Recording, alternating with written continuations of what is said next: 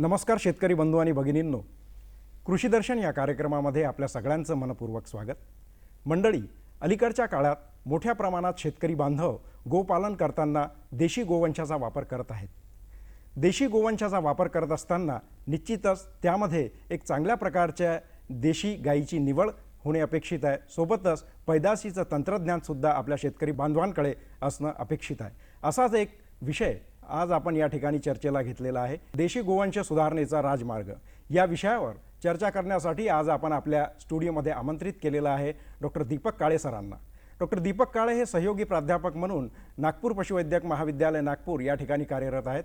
नमस्कार सर, कृषी दर्शन या कार्यक्रमामध्ये आपलं स्वागत आहे. नमस्कार सर, आजचा आपला जो विषय आहे देशी गोवंश सुधारणा हा राजमार्ग कसा ठरू शकतो आणि यावरती आपल्याला चर्चा करायची आहे. निश्चितच यामध्ये वेगवेगळे घटक आहेत. तर कार्यक्रमाच्या सुरुवातीला मला आपल्याला असं विचारायचं आहे की देशी गोवंशाची व्याख्या किंवा देशी गोवंश म्हणजे नेमकं काय हे आमच्या शेतकरी बांधवांना समजावून सांगता येईल आणि याची एकंदरीत परिस्थिती आपल्या देशामध्ये कशा प्रकारची आहे काय सांगता येईल सर? सर, देशी गोवंशाच्या बाबतीमध्ये आपल्या देशामध्ये जर आपल्याला परिस्थिती पाहायची असेल तर यामध्ये मी एक 20वी पशुगणना याचा मी आधार देईन आणि त्या आधारानुसार सर आपल्या देशामध्ये 192 मिलियन इतकी आपल्याकडे एक गोवंश संख्या आहे.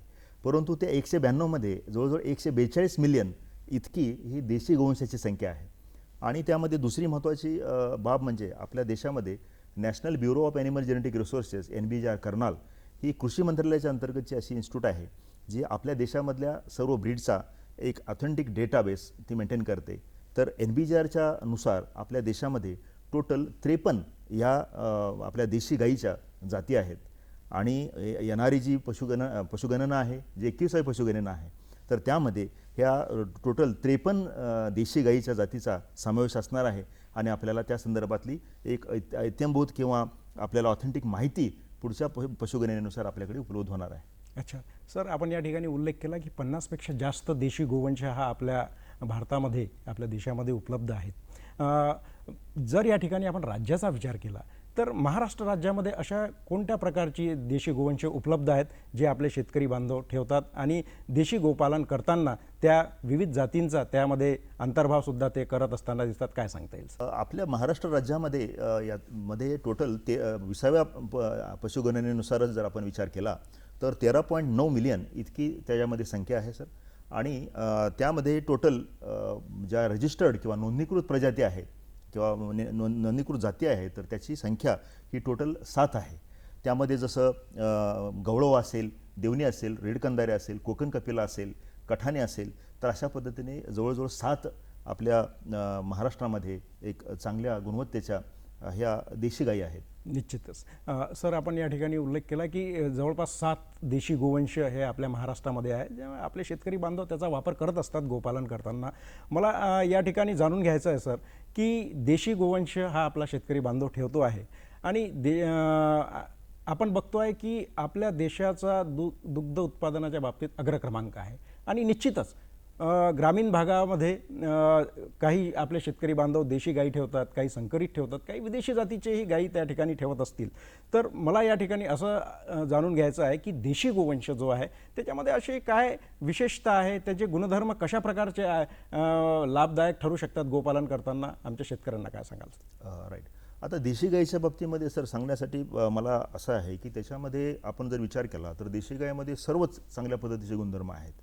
परंतु त्याच्यामध्ये 2 गुणामध्ये जी काय आपल्याला कमतरता जाणवते ती एक आहे की कमी उत्पादन क्षमता एक आहे आणि दुसरी आहे लेट मॅच्युरिटी. तर ह्या 2 बाबतीमध्ये फक्त ती इन्फेरियर आहे. अदरवाईज आपला जो देशी गोवंश आहे त्याच्यामध्ये उष्णतेला रोधक क्षमता ही अत्यंत चांगली आहे आणि त्यानंतर डिसीज रेजिस्टन्स म्हणजे बबेसिओसिस किंवा थॅलेरिओसिस अशा पद्धतीचे जे काय आजार असतील त्या रोगांना बळी न पडण्याची क्षमता त्यांच्यामध्ये आहे.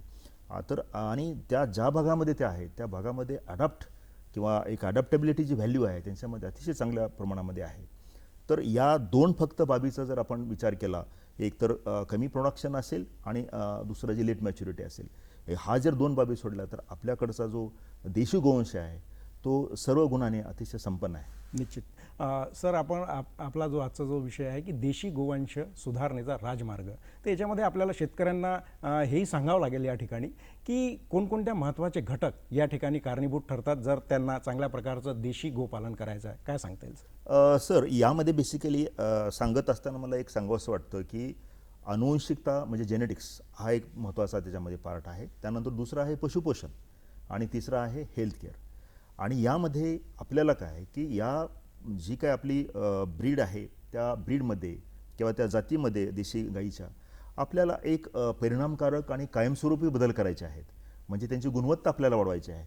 तर त्यासाठी आनुवंशिक शास्त्र किंवा जेनेटिक्स हे शास्त्र अतिशय महत्त्वाचं आहे.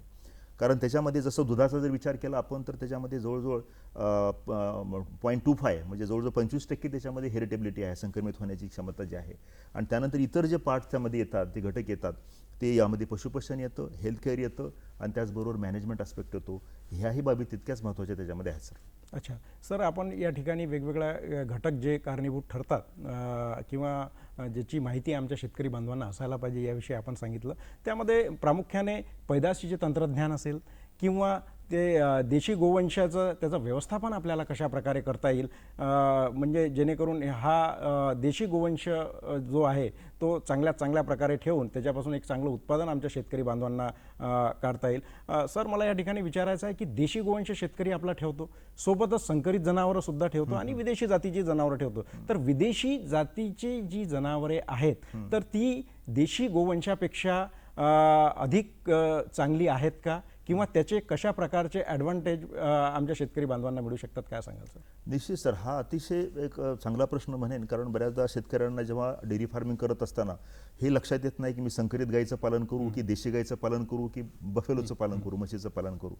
तर त्यावेळेस बऱ्याचदा शेतकऱ्याला असं वाटतं की आपल्याला ज्यामध्ये इन्कम जास्त आहे तर त्या ठिकाणी आपण तिथं संकरीकरणाचा प्रयत्न आपण करावा. तर ते करत असताना मी यामध्ये एक हे माहिती सांगेन की सर, विदेशी ज्या गायी आहेत त्या बॉस्टारस म्हणजे त्या एक वेगळी त्यांच्यामध्ये स्पेशीज आहे आणि आपल्या ज्या देशी गाय आहेत त्याला बॉस इंडिकस आपण म्हणतो, ती एक वेगळी स्पेशीज आहे. आणि ह्या दोन भिन्न स्पेशीजचा क्रॉस हा सक्सेसफुल होण्याचं हे उदाहरण आहे. आणि यामध्ये मला हे सांगायचं आहे की ज्या विदेशी गायी आहेत त्याच्यामध्ये दुग्ध उत्पादन क्षमता आणि अर्ली मॅच्युरिटी या दोन गोष्टी त्यांच्यामध्ये सकारात्मक आहेत.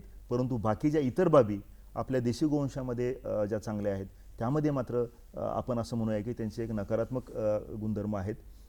आणि त्यामध्ये जर उदाहरण द्यायचं म्हटलं तर होल्स्टेन फ्रिजियन एक आहे सर, त्यानंतर जर्सी आहे, ब्राऊन स्विस आहे. हे विदेशी गोवंशाच्या ज्या काही प्रजाती आहेत त्यांच्यामध्ये जसं एचएफमध्ये जवळजवळ 10 ते 11 हजाराचं एका लॅक्टेशनमध्ये मिल्क यील्ड आहे. आणि दुसरा जो त्याच्यामध्ये आपण म्हणालो की जर्सी, त्याच्यामध्ये 7 ते 8 हजार एका लॅक्टेशनमध्ये मिल्क प्रोडक्शन आहे. ब्राऊन स्विसमध्ये सुद्धा 5 ते 6 हजार लिटर मिल्क प्रोडक्शन त्याच्यामध्ये आहे. आणि आपल्या देशामधल्या उच्च गुणवत्तेच्या जर आपण गायींचा विचार केला तर त्यामध्ये एक साहिवाल आणि दुसरी गीर सर. अच्छा. तर साहिवालमध्ये जवळजवळ 2,500च्या वरती मिल्क प्रोडक्शन आपल्याला एका लॅक्टेशनमध्ये मिळू शकतं. गीरमध्येही 2,000च्या वरती आपल्याला मिल्क प्रोडक्शन मिळू शकतं. परंतु आपल्या ज्या गायी आहेत सर यांच्यामध्ये महत्त्वाचं फॅक्टर जो आहे की लेट मॅच्युरिटी. म्हणजे थोडक्यात साहिवालच्या बाबतीमध्ये आपण विचार केला तर 36 महिन्यानंतर ती म्हणजे त्याला पहिलं वासरू होतं. एज ॲट फर्स्ट कॅल्विंग जे आहे साहिवालमध्ये 36 महिन्याचं आहे, गीरमध्ये 51 महिन्याचं आहे. आणि तेच आपण जर विदेशीच्या तुलनेमध्ये विचार केला तर विदेशीमध्ये जवळजवळ 25 ते 26 महिन्यामध्ये वासराला जन्म दिला जातो. म्हणजे अशा पद्धतीने हे जरी असेल एक अनुवंशिकता त्यामध्ये असेल तरी आपल्या गायी ह्या वातावरणाशी सरस आहेत. फक्त या दोन गुणावरती जर आपण काम केलं म्हणजे दूध उत्पादन वाढवण्याचं जे तंत्र आहे ते आणि दुसरं लेट मॅच्युरिटीवरती, या दोनवरती जर आपण काम केलं तर आपल्या गायी ज्या आहेत ती सर्व गुण संपन्न किंवा आपल्या भागाशी अडॅप्टेड आणि पुढच्या सस्टेनेबल फ्युचरसाठी सुद्धा त्या चांगल्या राहू शकतात असं मला वाटतं. अच्छा, निश्चित. सर, मला या ठिकाणी थोडंसं देशी गोवंशाचं जे वर्गीकरण आहे त्या बाबतीत अधिक विस्तृत आमच्या शेतकऱ्यांना काय सांगता येईल, आणि सोबतच आपल्या महाराष्ट्रामध्ये जे आपण या ठिकाणी उल्लेख केला की 7 वेगवेगळ्या प्रकारच्या देशी गोवंश उपलब्ध आहे, तर कुठल्या भागामध्ये कुठल्या प्रकारची देशी गाय किंवा देशी गोवंश उपलब्ध आहे याबद्दल आमच्या शेतकरी बांधवांना काय सांगा? हां, राईट सर. याच्यामध्ये आपल्या भागामध्ये जसं वेगवेगळ्या प्रकारे मगाशीच आपण उल्लेख केल्याप्रमाणे जसं 7 आपल्या नोंदणीकृत गायी आहेत आणि त्यामध्ये आपण जर आपल्याला आनुवंशिकता वाढवायची असेल तर त्यामधलेच चांगले नर आणि चांगली मादी याची आपल्याला निवड करणे सर, आणि अत्यंत मेटिक्युलसली आपल्याला त्यांच्यामध्ये निवड करणे, गायीची सुद्धा आणि बुलची सुद्धा, आणि अशा पद्धतीने पुढे जात असताना आपल्याला पुढच्या जनरेशनवरती लक्ष द्यायचं आहे. आणि त्यानंतर एक न्यूक्लियस हर्टचं फॉर्मेशन, त्यानंतर ओपन न्यूक्लियस ब्रीडिंग स्कीम अशा पद्धतीची सुद्धा त्यामध्ये एक स्कीम आहे, त्याचं आपण राबवू शकतो जेणेकरून आनुवंशिक सुधारणा वेगाने होऊ शकते. हा एक त्याच्यामध्ये पार्ट आहे. आणि त्याचबरोबर या नोंदणीकृत रजिस्टर्ड ज्या काही आपल्या जाती आहेत त्या सोडून ज्या दुसऱ्या नॉन डिस्क्रिप्ट जाती त्या भागामध्ये असतील सर, तर त्याच्यासाठी आपण ग्रेडिंग अपसाठी म्हणून आपण काही भागामध्ये जसं विदर्भामध्ये आपण गीर गाईच्या जातीचा सुद्धा आपण एक इम्प्रूव्हर ब्रीड म्हणून आपण त्यामध्ये वापर करू शकतो. परंतु ते करत असताना आपल्याला हे लक्षात घ्यायचं आहे की आपल्या महाराष्ट्रातल्या रजिस्टर्ड ज्या ब्रीड्स आहेत त्यांच्याबरोबर ह्या गीरचा किंवा साहिवालचा आपल्याला क्रॉस नाही करायचा आहे. आपल्याला क्रॉसिंग कोणाशी करायचं आहे, ज्या नॉन डिस्क्रिप्ट किंवा ज्या आपल्या भागातले, जसं उदाहरणार्थ या भागामध्ये गवळव असेल, गडचिरोलीला कठाणे असेल, तर या भागामध्ये आपल्याला सिलेक्टिव्ह ब्रीडिंग हे गवळवमध्ये सिलेक्टिव्ह ब्रीडिंग करायचे आहे आणि कठाणेमध्येही सिलेक्टिव्ह ब्रीडिंग करायचे आहे. परंतु या 2 ब्रीड सोडून ज्या दुसऱ्या काय त्यामध्ये इतर गायी आपल्याला दिसतात, नॉन डिस्क्रिप्ट गायी दिसतात, तर त्यांच्यामध्ये आपण ग्रेडिंग अप ह्या प्रकारे सुद्धा आपण साहिवाल आणि गीर या ज्या आपल्या देशी उच्च गुणवत्तेच्या गायी आहेत त्यांचा वापर करून आपण मिल्क प्रोडक्शनमध्ये आनुवंशिक सुधार आपण करू शकतो सर. अच्छा. सर, आपण या ठिकाणी उल्लेख केला की देशी गोवंश सुधारणेकरता आपण कशा प्रकारचे प्रयत्न करू शकतो किंवा कोणकोणत्या प्रकारच्या मेथड्स आहेत किंवा पद्धती आहे ज्या पद्धतीचा अवलंब करून आपल्याला देशी गोवंशामध्ये सुधारणा करता येईल. सर, या ठिकाणी मला एक प्रश्न असा विचारायचा आहे की देशी गोवंशाबद्दल आपण बोललात, विदेशी गोवंशाचा सुद्धा या ठिकाणी आपण उल्लेख केला आणि त्याचं सुद्धा महत्त्व या ठिकाणी सांगितलं. पण भारतामध्ये खऱ्या अर्थानं जी धवल क्रांती झालेली आहे आणि भारतानं जो अग्रक्रमांक मिळवलेला आहे दूध उत्पादनाच्या बाबतीत, तर असं बोललं जातं की संकरीकरण, तर संकरीकरणामुळे हे सगळं शक्य झालेलं आहे. तर याविषयी आपलं काय म्हणणं आहे, काय सांगाल सर? निश्चित सर, हा अतिशय चांगला प्रश्न याच्यासाठी आहे, कारण बऱ्याच लोकांना या बाबतीमध्ये जाणून घेण्याची इच्छा असते, स्पेशली पशुपालकांना. तर यामध्ये बेसिकली तुम्ही जे म्हणताय सर, त्याच्यामध्ये तो जो आपला काळ जो होता, ज्या काळी हे धवल ही योजना सुरू झाली सर, इट वॉज अराउंड 1969च्या कालावधी तो आहे.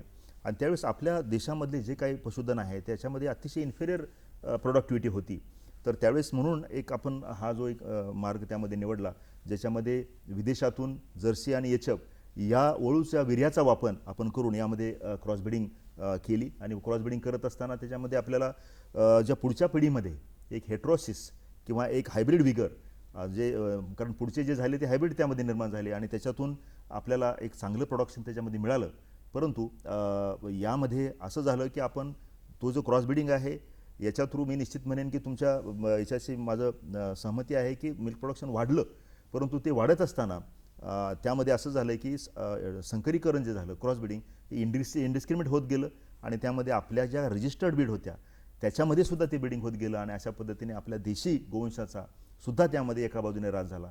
म्हणजे एका बाजूने दूध वाढलं सुद्धा आणि एका बाजूने आपल्या देशी गायींचा ऱ्हास सुद्धा झाला सर. निश्चित. हे मला या ठिकाणी सर, या ठिकाणी वेळ झाली एक छोट्याशा विश्रांतीची.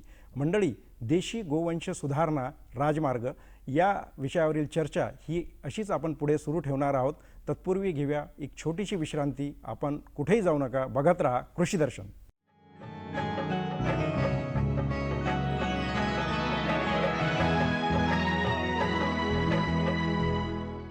मंडळी, ब्रेकनंतर पुन्हा एकदा आपल्या सगळ्यांचे कृषी दर्शन या कार्यक्रमामध्ये मनपूर्वक स्वागत. सर, ब्रेकवर जाण्यापूर्वी आपण देशी गोवंशाचं वर्गीकरण कशा प्रकारे आहे ते सांगत होतात, तर काय सांगाल? निश्चित सर, त्याच्यामध्ये पशुपालकांना ही माहिती गरजेची आहे की वर्गीकरणामध्ये एक तर 3 प्रकारचे त्याच्यामध्ये आहे सर. एक तर मिल्क पर्पज आपण ज्याला म्हणतो, जे दुधासाठी ज्या चांगल्या ज्या जाती आहेत त्याचं वर्गीकरण करत असताना जसं त्याच्यामध्ये गीर, साहिवाल आणि थारपारकर, राठी ह्या त्यामध्ये येतात आणि त्याच्यामध्ये जवळजवळ 1400 ते 2000 एवढा एक लॅक्टेशन यील्ड असणाऱ्या गायीचं वर्गीकरण आपण त्या कॅटेगरीमध्ये करतो, ज्या दुधासाठी चांगल्या गायी आहेत. त्यानंतर एक ड्युअल पर्पज कॅटेगरी आहे सर, ज्याच्यामध्ये आपण अराउंड 1000 लिटरची क्षमता एका लॅक्टेशनमध्ये असणाऱ्या ब्रीडचा आपण त्याच्यामध्ये उल्लेख करतो. तर त्याच्यामध्ये जसं उदाहरणार्थ आपल्याकडे हरियाणा कॅटल असेल, कांक्रेज कॅटल असेल, त्याचबरोबर देवणी कॅटल यांचा त्या ड्युअल पर्पज कॅटेगरीमध्ये समावेश होतो. आणि त्यानंतर एक तिसरी महत्त्वाची जी वर्गीकरण त्याच्यामध्ये आहे त्याला आपण ड्रॉट पर्पज म्हणतो, जे शेतकामासाठी किंवा शर्यतीसाठी बैलगाड्या शर्यती वापरल्या जाणाऱ्या ज्या आपल्या ड्रॉट पर्पज कॅटल आहेत त्याचं अंदाजे सरासरी अराउंड 500 लिटरपर्यंत मिल्क यील्ड असते. तर त्यांना आपण त्या कॅटेगरीमध्ये वर्गीकृत करतो सर. निश्चित.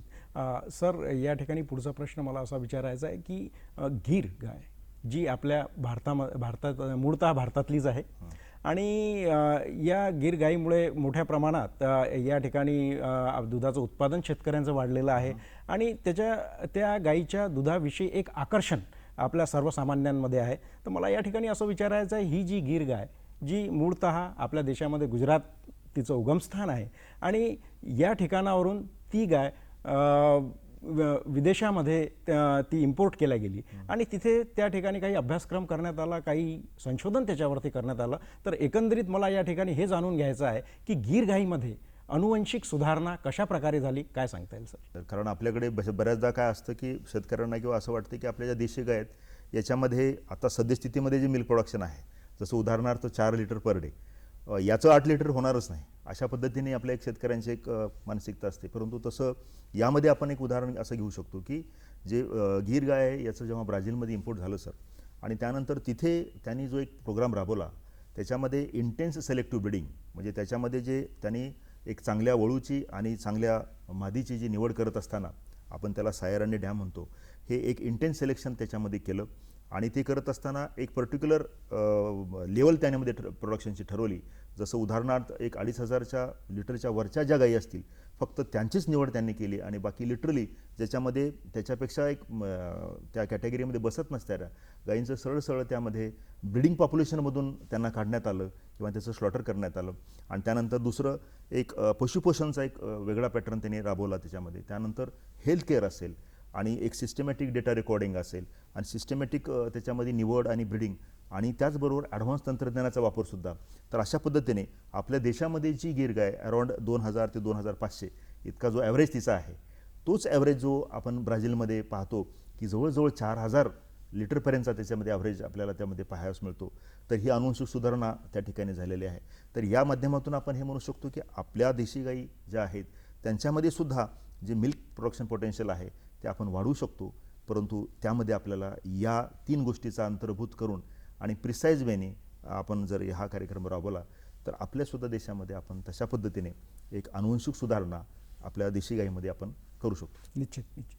सर, या ठिकाणी आपण बघतो आहे की गाव पातळीवर देशी गोवंश आपले शेतकरी बांधव ठेवत आहे आणि निश्चितच त्यांचा उद्देश असा आहे की एक चांगलं दुधाचं उत्पादन त्या ठिकाणी व्हावं. आणि अलीकडच्या काळामध्ये आपण बघतो आहे की देशी गाईचं दूध किंवा जातिवंत गाई ज्या आहेत त्यांच्यापासून जे दूध मिळतं त्याचं असं एक शास्त्रीय महत्त्व आहे आणि लोकांना ते आकर्षित करत आहेत. मला या ठिकाणी असं जाणून घ्यायचं आहे की देशी गोवंश जो आहे किंवा देशी गाई ज्या आहे त्यांच्यापासून जे दूध मिळतं त्याचं मानवीय आरोग्यासाठी काय महत्त्व आहे, कारण की आपण बघतो आहे राष्ट्रीय पातळीवर, राज्य पातळीवर सुद्धा देशी गोपालनाविषयी मोठ्या प्रमाणामध्ये प्रयत्न केले जात आहेत. काय सांगाल सर? राईट सर, हा अतिशय एक चांगला प्रश्न याच्यासाठी आहे, कारण बऱ्याच केसेसमध्ये सर देशी गाईच्या दुधाचं क्वालिटीमुळे त्याची किंमतसुद्धा जास्त आकारली जाते. तर त्यामध्ये मी असं सांगेन की जे देशी गाईचं जे दूध आहे सर त्याच्यामध्ये जे केसिन नावाचं जे एक प्रोटीन असतं ते पचनासाठी अतिशय सहज आहे आणि त्यानंतर एक या देशी गाईचं जे प्रोडक्शन जे आहे सर यामध्ये एक कमी हीट निर्माण होते. त्याचबरोबर लो कोलेस्ट्रॉल हे एक त्याच्यामधली क्वालिटी आहे आणि त्याचबरोबर आपलं देशी गाईचं जे दूध आहे सर त्याच्यामध्ये एक चांगल्या पद्धतीचं फॅट, प्रोटीन, मिनरल्स यांचं प्रमाण त्याच्यामध्ये असतं सर. अच्छा सर, या ठिकाणी वेळ झाली एक छोट्याशा विश्रांतीची. मंडळी, देशी गोवंश सुधारणेचा राजमार्ग या विषयावरील ही चर्चा अशीच पुढे सुरू राहणार आहेत. आपण कुठेही जाऊ नका, बघत रहा कृषीदर्शन.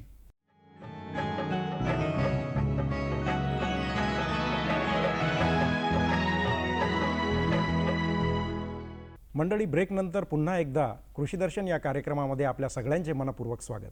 सर, ब्रेकवर जाण्यापूर्वी आपण देशी गोवंश किंवा देशी गाईपासून जे दूध मिळतं त्याचं मानवी आहारामध्ये कशा प्रकारचं महत्त्व असेल याविषयी आपण सांगितलेलं आहे. माझा पुढचा प्रश्न असा असेल सर की देशी गोवंश सुधारण्याचा जो राजमार्ग आहे त्याच्यामध्ये महत्त्वाचे जे घटक आहे म्हणजे पैदास तंत्रज्ञान असेल किंवा निवड असेल याचं कशा प्रकारे महत्त्व असू शकते, काय सांगाल सर आमचं? बरोबर आहे सर. याच्यामध्ये कारण आपण जेव्हा शास्त्रोक्त पद्धतीने देशी गाईचं डेअरी फार्मिंग करतो तर ते करत असताना शास्त्रीय लेवलवरती काय माहिती आहे तर ह्या संदर्भातला हा एक पशुपालकासाठी एक त्याच्यामधले उत्तर मिळू शकेल. तर असं मला याच्यामध्ये सांगायचं आहे की एक निवड हा अतिशय महत्त्वाचा भाग आहे. तर ती निवड करत असताना आपण वेगवेगळ्या पद्धतीच्या त्यामध्ये मेथड्स त्याच्यामध्ये आहेत सर, की जसं उदाहरणार्थ एखाद्या ॲनिमलची एक चांगली कामगिरी आहे तर त्या बेसिसवरती आपण निवड करतो. त्यानंतर दुसरं त्याच्यामध्ये त्याच्यात जशी वंशावळ त्याची चांगली असेल सर त्याला आपण पेडिग्री सिलेक्शन म्हणतो तर त्या बेसिसवर आपण त्याची निवड करतो. त्यानंतर तिसरी केस त्याच्यामध्ये आहे जो क्रायटेरिया आहे, जो निवडीचा क्रायटेरिया आहे सर सिलेक्शनचा, तर त्याच्यामध्ये तिसरा पार्ट त्याच्यामध्ये असा आहे की इतरही त्याच्यामधले जे काही आणखी चांगले गुणधर्म आहेत, जसं उदाहरणार्थ एक प्रोजेनी टेस्टिंग त्याला आपण म्हणतो, म्हणजे अपत्याच्या परफॉर्मन्सच्या बेसिसवरती पॅरेंटची निवड. जसं एखाद्या ब्रीडिंग बुलची आपल्याला निवड करायची असेल चांगल्या गुणवत्तेसाठी तर आपण त्या ब्रीडिंग बुलच्या डॉटरचा परफॉर्मन्स काय आहे तो पाहतो सर. तर हे झाले 3 क्रायटेरिया त्याच्यामधले. आणि त्यानंतर याच्यासाठी ज्या वापरल्या जाणाऱ्या ज्या काही मेथड्स आहेत सिलेक्शनच्या त्याच्यामध्ये बऱ्याच मेथड्समध्ये शास्त्रोक्त त्यांची जरी नावं वेगळ्या पद्धतीने असली तरी काय मेथड्स असे आहेत की त्याच्यामध्ये एखाद्या कॅरेक्टरला आपण घेतो आणि त्या कॅरेक्टरमध्ये आपण गुणवत्ता वाढवतो. जसं आपल्याला देशीच्या बाबतीमध्ये एक प्रोडक्शन हे कॅरेक्टर घेणे आहे आणि त्याच्यामध्ये आपल्याला एक योग्य पद्धतीने इम्प्रूव्हमेंट करणे आहे. त्यानंतर दुसरं लेट मॅच्युरिटी आहे. तर अशा पद्धतीने आपण एक तर टँडम सिलेक्शन असेल, त्यानंतर इंडिपेंडंट कलिंग लेवल मेथड असेल, त्यानंतर तिसरी असते ती टोटल स्कोअर मेथड असते सर. अशा पद्धतीने सर्वच कॅरेक्टर्सचा अंतर्भाव करून आपण त्या ॲनिमलची सिलेक्शन करू शकतो. आणि ही सिलेक्शन केल्यानंतर एक योग्य पद्धतीची ब्रीडिंग पद्धत वापरणे हे तितकंच महत्त्वाचं आहे. मला या ठिकाणी सांगावं असं वाटतं की देशी गोवंशाच्या बाबतीमध्ये सिलेक्टिव्ह ब्रीडिंग हे एक अतिशय गोल्ड स्टँडर्ड मेथड आहे आणि त्याचाच अवलंब आपण केला पाहिजे असं मला वाटतं. अच्छा सर, आपण या ठिकाणी वेगवेगळ्या पद्धतीचा वापर करण्याकरता आमच्या शेतकरी बांधवांना सांगितलेलं आहे. मला या ठिकाणी असं म्हणायचं आहे सर की अनुवंशिक सुधारणा ही वर्षभरात किंवा 2 वर्षात 3 वर्षात होणारी गोष्ट नाही आहे, ती पिढ्यानपिढ्या होत असते. म्हणजे प्रत्येक पिढीमध्ये काय बदल घडतो हे आपल्याला त्या ठिकाणी अपेक्षित आहे. परंतु हे सगळं करत असताना भरपूर त्यामध्ये विलंब होतो, भरपूर वेळ लागतो. अशा कुठल्या विकसित पद्धती आहेत का की ज्याच्यामुळे अनुवंशिक सुधारणा आम्हाला देशी गोवंशामध्ये करायची असेल तर त्या पद्धतीचा वापर करून कमीत कमी वेळेमध्ये देशी गोवंश सुधारणा आपल्याला करता येईल, काय सांगाल सर? बरोबर आहे सर. कारण आता जरी आपण सिलेक्टिव्ह ब्रीडिंगचा या पद्धतीचा उल्लेख केला असेल तर त्याच्यामध्ये सर गाईच्या बाबतीमध्ये एक इंटरकॅल्विंग पिरियड जे म्हणतो आपण, 2 पिढ्यामधलं जे अंतर आहे सर ते 5 ते 6 वर्षाचं आहे. म्हणजे याच्यामध्ये जर आपल्याला जवळजवळ 5 पिढ्याचा जरी आपल्याकडे हिस्ट्री आपल्याला गोळा करायची असेल परफॉर्मन्सची तरी आपल्याला 30 वर्ष लागतील. आणि 30 वर्षामध्ये थोडीशी आपल्याला एक आनुवंशिकता थोडी इम्प्रूव्हमेंट दिसायला लागेल. परंतु आपल्याला जर त्याचं मिल्क प्रोडक्शन जर डबल करायचं असेल तर त्याच्यामध्ये आपल्याला निश्चितच त्या हेरिटेबिलिटीच्या मानकानुसार आपल्याला मिल्क प्रोडक्शनसाठी बराच जास्त कालावधी त्याच्यामध्ये लागू शकतो. जवळजवळ 60 ते 70 वर्षापर्यंत सुद्धा कालावधी त्यामध्ये लागू शकतो. मग अशा पद्धतीचा विलंब हा पारंपरिक मेथड वापरल्यानंतर त्यामध्ये होऊ शकतो. परंतु आता याच्यामध्ये आपल्याला जर एक स्पीडीली आपल्याला याच्यामध्ये अनुवंशिक सुधारणा करायची असेल तर आपल्याला आधुनिक तंत्रज्ञानाचा त्यामध्ये वापर करावा लागेल सर. तर ते करत असताना आपण जसं DNA टेक्नॉलॉजी असेल त्याचा आपण वापर त्यामध्ये करणे आहे. त्याचबरोबर दुसरी टेक्नॉलॉजी आहे AI technology, embryo transfer technology असेल तर या टेक्नॉलॉजीचा वापर सुद्धा आपण करून सर आपण त्याच्यामध्ये मला वाटतं या साऱ्या पद्धतीचा अंतर्भाव आपण ब्रीडिंग प्लॅन ज्याला आपण म्हणतो की पैदाशीसाठी आपल्याला जो आराखडा तयार करायचा आहे त्याच्यामध्ये सुद्धा आपल्याला अशा प्रकारच्या पद्धतीचा अंतर्भाव करता येईल सर. तर याच्यामध्ये ब्रीडिंग प्लॅनच्या बाबतीमध्ये मी हे सांगेन की येणाऱ्या काळामध्ये सुद्धा आपण एक प्रॉपर सिलेक्शनमध्ये जसं आपण आताशी म्हणालो की त्याच्यामध्ये एक उच्च कामगिरी, उच्च गुणवत्तेच्या जोरावरती निवड करणे आणि त्यानंतर पुढच्या पिढीमध्ये सुद्धा आपण डेटा रेकॉर्डिंग करणे, डेटाबेस करणे आणि अशा पद्धतीने आपण पुढे जात असताना इव्हन आपण चांगल्या ॲनिमलची निवड करण्यासाठी एक DNA तंत्रज्ञानाने एक DNA चिप टेक्नॉलॉजीचा वापर करून सुद्धा आपण त्या ॲनिमलमधली एक ब्रीडिंग मूल्य म्हणजे ब्रीडिंग व्हॅल्यू की अनुवंशिक किती मूल्य त्याच्यामध्ये आहे मिल्क सुधारण्यासाठी याची ओळख करून आपण त्या वासराला आता अक्षरशः त्याच्या म्हणजे लहान वयामध्येच त्याची आपण निवड करू शकतो. तर अशा पद्धतीने आपण जवळजवळ त्याला एक 4 वर्ष सांभाळण्याचा जो कालावधी आहे, त्याचा कॉस्ट आहे, खर्च आहे, तो रिड्यूस करू शकतो. तर अशा पद्धतीने यामध्ये जिनॉमिक सिलेक्शन असेल, DNA चिप आहे, याचा वापर करून आपण इफेक्टिव्ह पद्धतीने निवड करू शकतो. हां हां अगदी थोडक्यात देशी गोवंश सुधारणा आपल्याला करायची आहे, तर वेगवेगळ्या स्तरावर शेतकरी बांधवांकरता काय प्रयत्न करता येईल, काय सांगेल अगदी थोडक्यात? Right sir. आता याच्यामध्ये देशी गोवंशमध्ये सुधारणा करत असताना एक आनंदाची बाब हे आहे सर, की बऱ्याच शेतकऱ्यामध्ये किंवा बऱ्याच स्टेक होल्डर्समध्ये एक देशी गोवंशामध्ये खूप इंटरेस्ट आहे, कारण त्याच्यामध्ये उच्च गुणवत्ता आहे, त्याच क्वालिटी आहे, आणि ते करत असताना जनजागृती आपल्याला मोठ्या मोठ्या प्रमाणात करण्यासाठी शेतकऱ्यांमध्ये आपल्याला ब्रेन स्टॉर्मिंग असेल, ट्रेनिंग प्रोग्राम असेल, असं आपण शेतकऱ्याच्या गावामध्ये जाऊन त्या ठिकाणी आपण तशा अशा प्रकारचे पद्धतीचे कार्यक्रम घेऊन आपल्याला देशी गोवंशाची महती आपण त्यांना सांगू शकतो. मंडळी, या ठिकाणी आपण चर्चा करत होतो देशी गोवंश सुधारण्याचा राजमार्ग या विषयावर डॉक्टर दीपक काळे यांनी अतिशय सुंदर आणि विस्तृत अशी माहिती दिलेली आहे, ज्या माहितीचा वापर करून आपल्याला एक चांगल्या प्रकारचं देशी गोपालन या ठिकाणी करता येईल. पर्यायाने निश्चितच त्यामध्ये दुधाचं उत्पादन वाढेल आणि आपली त्यामधून रोजगार निर्मिती चांगल्या प्रकारची होताना दिसेल. तर सर, आपण या ठिकाणी आलात आणि आमच्या शेतकरी बांधवांना या ठिकाणी अतिशय सुंदर अशी माहिती दिली, त्याकरता मी नागपूर दूरदर्शनच्या वतीने कृषीदर्शन या कार्यक्रमामध्ये आपले आभार व्यक्त करतो. धन्यवाद सर. धन्यवाद.